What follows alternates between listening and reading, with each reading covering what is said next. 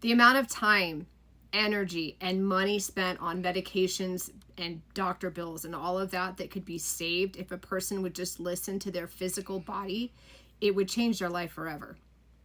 I'm an intuitive health medium. I can see where people have trauma and stress energetically trapped in their body, and I can see how it manifests into illness in the physical body.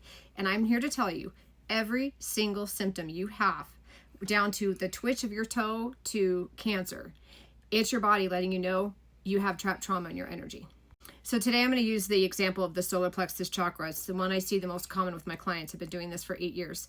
The solar plexus chakra is right behind the stomach. So when that energy is out of balance, it'll manifest into issues in the stomach that start out mild, like feeling nauseated or different things like that.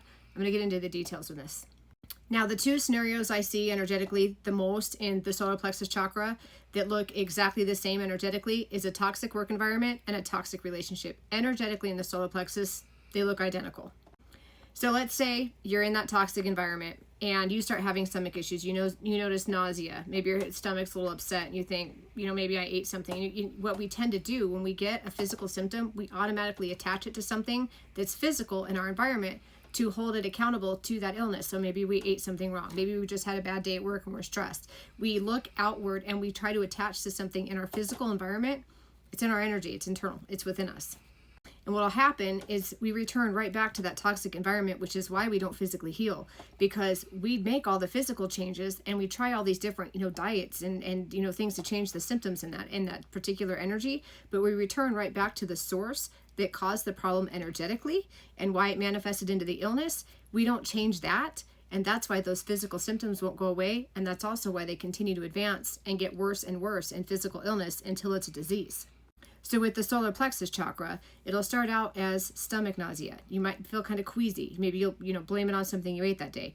Then it advances into like sharp stomach cramps. And then you start having more chronic issues and you think, oh, maybe I have celiac. And now you're going to the doctor and the doctor's like, everything looks fine, which I see that so often in my sessions where they have a body filled with illness and the doctors are like, oh, you're fine. All the tests are coming back normal. And the person's over here like, I'm dying. And the doctor's like, no, you're fine. Go ahead and take some Motrin and it'll go away by tomorrow. No, it's trauma. And what's so frustrating in this is the longer we go into that environment, the more adaptive we become and reactive, because we're now in reactive behaviors, because we're trying to maintain a sense of balance, peace, security, stability, because the solar plexus chakra is confidence. It's following ourselves intuitively. It's making decisions confidently. And when we're in a state of being overwhelmed where we have to make a lot of decisions, if we're balanced in the solar plexus chakra, we can handle it and we'll make those decisions. If we're out of balance, we start making fear-based decisions, which also manifests into illness. So now we've got all these different energies intersecting. It's almost like a web, and it's draining the solar plexus chakra, and the illness is coming through, but we're not attached to this because we're not paying attention to ourselves energetically or emotionally. We're just reacting and adapting to this environment that's toxic because we're trying to find a sense of stability and safety, and the illness goes through the roof. So with that, in the solar plexus chakra, the best way to start healing your stomach is to revert back to yourself, your confidence, your self-love.